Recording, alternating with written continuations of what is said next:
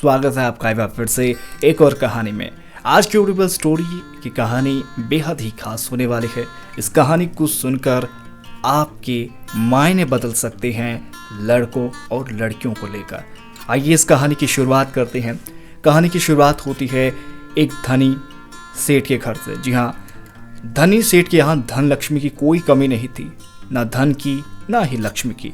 लेकिन पुत्र सुख में अंधा बाप बेटियों की अहमियत कभी नहीं समझ पाया।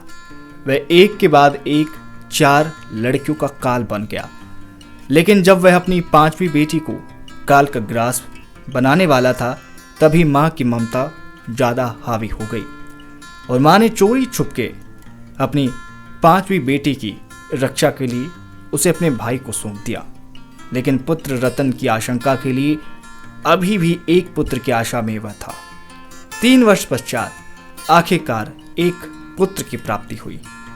पुत्र की प्राप्ति से उसके माता पिता को मानो एक दूसरा जीवन मिल गया हो।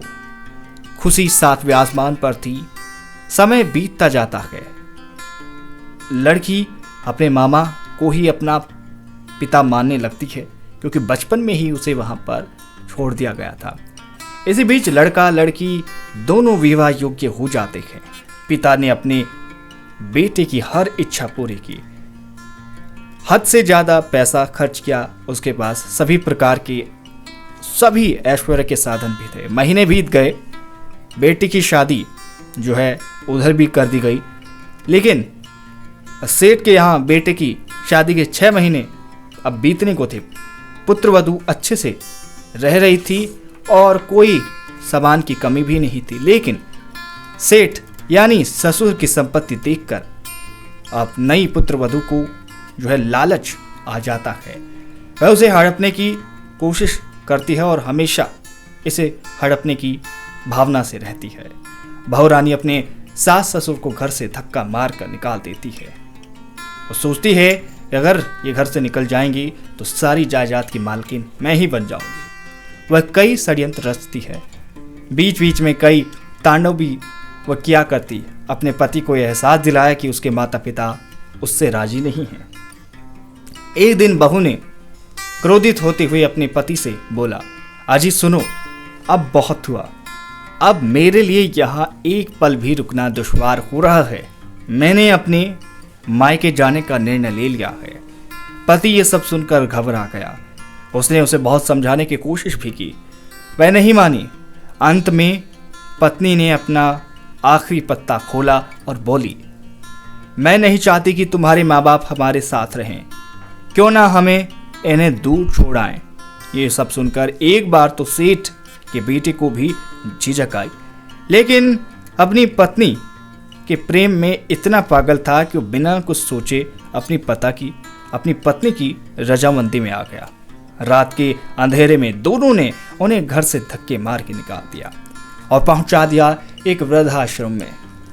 जिस पुत्र के लिए जिस बाप ने अपनी 5 बेटियों को बलि का बकरा बनाया था, आज वही बेटा उन पर राक्षस की भांति प्रहार कर रहा था।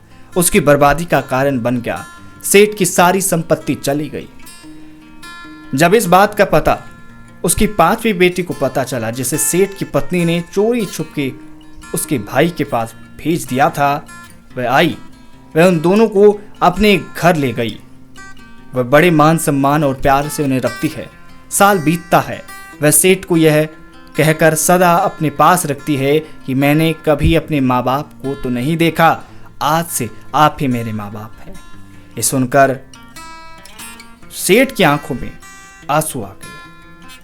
सेठ बोला कि सच में बेटी, जो भी तुम्हारे माँ बाप रहे होंगे वो इस दुनिया के सबसे लकी माँ बाप रहे होंगे। लेकिन किसे पता था कि जिन माँ बाप की बात कर रहे थे ये वही तो थे जिस पिता ने बेटे के लिए ही अपनी बेटी को ठुकरा दिया था। आज वही बेटी 2 घरों को संभाल रही है। दोस्तों, सीख ये मिलती है कि जरूरी नहीं कि खुशी हमेशा पुत्र ही दे। अगर सभी को अच्छे संस्कार दिए जाएं तो बेटी भी तो 2 घरों को संस्कार दे सकती है और संवार सकती है। कहानी कैसी लगी मुझे जरूर से बताइएगा। अगले हफ्ते फिर मिलेंगे एक और कहानी के साथ, तब तक के लिए आप सभी को नमस्कार।